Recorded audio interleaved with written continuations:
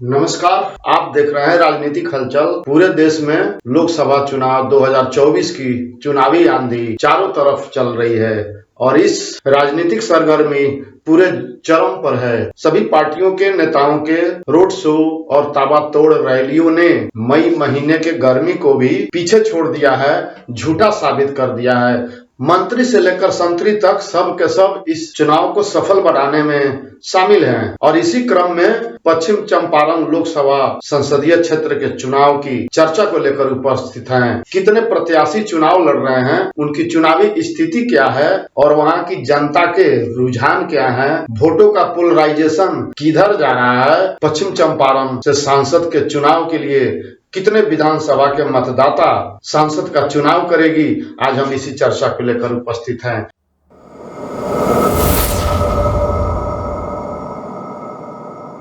लोकसभा चुनाव 2024 अपने चरम पर है, अपने समाप्ति की ओर है। कुल 7 चरणों के चुनाव में 5 चरणों के चुनाव संपन्न हो चुके हैं। 25 मई 2024 और 1 जून 2024 को छठे और 7वें चरण का चुनाव होना बाकी है।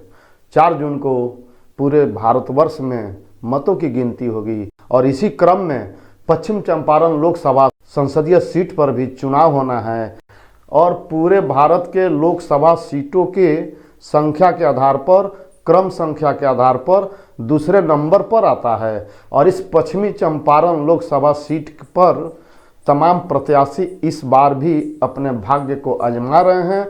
2024 के चुनाव में क्या होगा उसके पहले हम जल्दी से 2019 के रिजल्ट पर देखते हैं। बीजेपी प्रत्याशी संजय जायसवाल जी ने 2019 के लोकसभा चुनाव में अपने विरोधी को भारी मतों के अंतर से हराया था और इस बार भी 2024 के लोकसभा चुनाव में बीजेपी के टिकट पर संजय जायसवाल जी फिर से एक बार मैदान में उतर चुके हैं।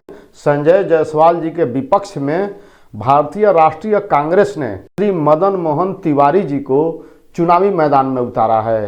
बीजेपी से श्री संजय जायसवाल जी और भारतीय राष्ट्रीय कांग्रेस से श्री मदन मोहन तिवारी जी के बीच में एक और प्रत्याशी वीरों के वीर इंडियन पार्टी से श्री संजय कुमार इस बार मैदान में ताल ठोक रहे हैं। देखना यह है कि इस बार इन प्रत्याशियों के बीच चुनावी टक्कर में जीत किसकी होती है। मतदाता इस बार चुप है, चुनावी समीकरण बिगड़ा हुआ है, वोटों का पोलराइजेशन हो चुका है, मतदाता शांत है। अपना सांसद किसको चुनना है यह मतदाता पहले से तय कर चुकी है। पश्चिम चंपारण लोकसभा सांसद प्रत्याशी के चुनाव के लिए कुल 6 विधानसभा के मतदाता अपने मतों का प्रयोग करेंगे। इसमें चनपटिया, बेतिया, नौतन, रक्सौल, सुगौली और नरकटिया विधानसभा के लोग अपने सांसद का चुनाव करेगी। अब पश्चिम चंपारण लोकसभा सीट पर जीत किसकी होगी यह तो 4 जून के मतगणना के दिन ही पता चल पाएगा और इसी क्रम में बीजेपी और तमाम बड़ी पार्टियों के शीर्ष नेता अपने अपने जीत के चुनावी दावे कर रहे हैं। बीजेपी उत्तर प्रदेश के मुख्यमंत्री फायर ब्रांड नेता श्री योगी आदित्यनाथ जी अपने हर मंच से अपने जीत के दावे कर रहे हैं। अब की बार 400 पार का नारा दे रहे हैं और इनके बयान के बाद बीजेपी के चाणक्य कहे जाने वाले श्री अमित शाह जी गृह मंत्री अपने चुनावी जीत के दावे हर मंच से कर रहे हैं। माननीय प्रधानमंत्री श्री नरेंद्र मोदी जी अब की बार 400 पार का नारा हर चुनावी रोड शो और मंच से दे रहे हैं। सभी पार्टियों के नेताओं के तमाम दावों के बीच 4 जून को जीत किसकी होती है, सरकार एनडीए की बनती है या फिर इंडी गठबंधन की बनती है, यह तो 4 जून की मतगणना के बाद ही पता चल जाएगा। मेरा कहना है अब की बार आर पार, अब की बार आर पार, अब की बार आर पार। धन्यवाद।